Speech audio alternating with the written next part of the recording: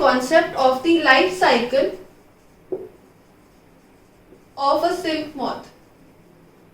Basically, as you know, silk is a natural fiber which is obtained from silkworms, and this process of getting the silk fibers from the silkworm is known as sericulture. So now we will discuss how we can get the silk from the various processes. From the first is how the female silk moth lays the eggs, and the final step is getting the silk from the cocoon. So there are certain stages. Basically there are three main stages. So the first stage we will discuss now is the formation of silkworm. How does the silkworm come into the environment, and from then it starts the development, and further we get the silkworm. So first step is the formation of silkworm. Now as you know, this silkworm the silkworms are obtained from the eggs, and these eggs are first laid by the female silk moth. So the female silk moth lays around 300 to 400 eggs at once. That means in a single stage, in a single time, the female silk moth lays around 300 to 400 eggs, and all these eggs are laid on the mulberry leaves. Because the silkworms eat the mulberry leaves, so it is the mulberry leaves on which all the eggs are laid. And when the eggs are laid, after a week, maybe 6 to 7 days, these eggs are hatched. And when these eggs are hatched, it is known as the larval stage. That means a small larva comes out of it. When this larva comes out of the egg, it starts to eat the mulberry leaves. That means it needs food. So food of the silkworm is the mulberry leaves. So this larva eats the mulberry leaves and grow bigger and bigger in size. So as it grows bigger in size, it will now form the caterpillar, or you can say the silkworm. So this is how the silkworm is formed from the larva, and larva is the small opening, or we can say this larva is the first stage when the eggs are hatched. So this was everything about the formation of silkworms. Now when the silkworms have been formed, they will start to eat the mulberry leaves, and they will grow bigger in size. So now the next stage is the formation or the development of cocoon.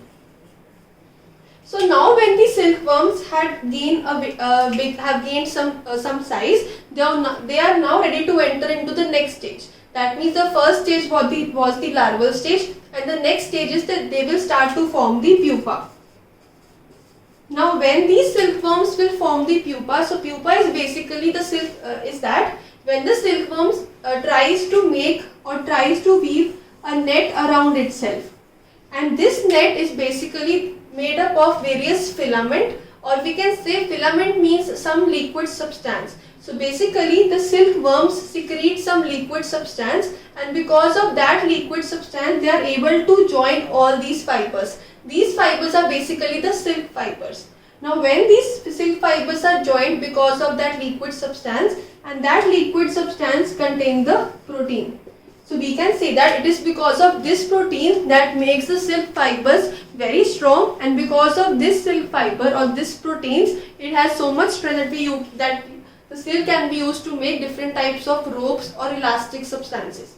Now when they have made a shell out of when the pupa is now developed, that means it is now made into a weave or made a net around itself which contains protein. So around 6 to 7 more days, it forms a complete shell. This net becomes thicker and thicker, and this becomes into a shape of a shell. This shell is known as the cocoon. So basically we can say that the cocoon is the outer covering of the silkworm, and inside the cocoon the pupa is developing. So basically the silkworm is in the pupa stage, and outside the pupa we have the cocoon, and cocoon contains the silk fibers. Now this was the development of the cocoon. Now when the cocoon has been developed, we will now get the silk fibers. Now as the third step is that we will now get the formation or the production of silk. As the cocoon have been developed, that means the cocoon is now ready to get the silk. Now when we want the silk, we have to break the cocoon because cocoon contains the silk. So basically the cocoon is now destroyed and this cocoon is then used to separate all the silk fibers. Now when the cocoon is destroyed, as soon as the cocoon is destroyed, the pupa dies. That means when we want to get the silk from the silkworm, the pupa has to die.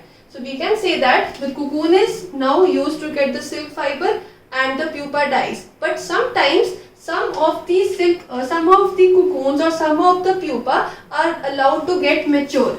That means when they are allowed to get mature, these pupa will form ultimately the silk moth, and then again the process continues, that they will fertilize, that the fertilization will take place between the male and the female silk moth, and they start to develop into egg, then again into pupa, and the cycle continues. But some of the cocoons are not allowed to get mature.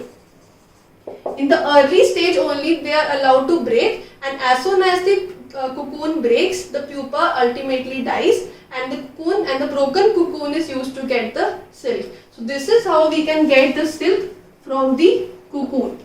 So these were the three important steps which are required for the ultimately getting the silk from the silk moth. So the first was the formation of silkworm. As soon as the female silk lays the eggs on the mulberry leaves, around a week or 7 to 8 days, the eggs hatch and small larva comes out of them. So as the larva is small, it starts to eat the mulberry leaves and it develops into the caterpillar or the silkworm. The next step was the development of the cocoon. So outside it makes a shell. This shell contains silk fibers and silk contains the proteins. Inside, the silkworm develops into the pupa. Now after the pupa, we do not allow the pupa to get mature, because when it will get mature, it will form the silk moth.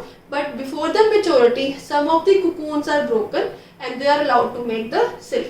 Now when we have got the silk, we have a lot of types of silk also. The most popular type of silk is the mulberry silk.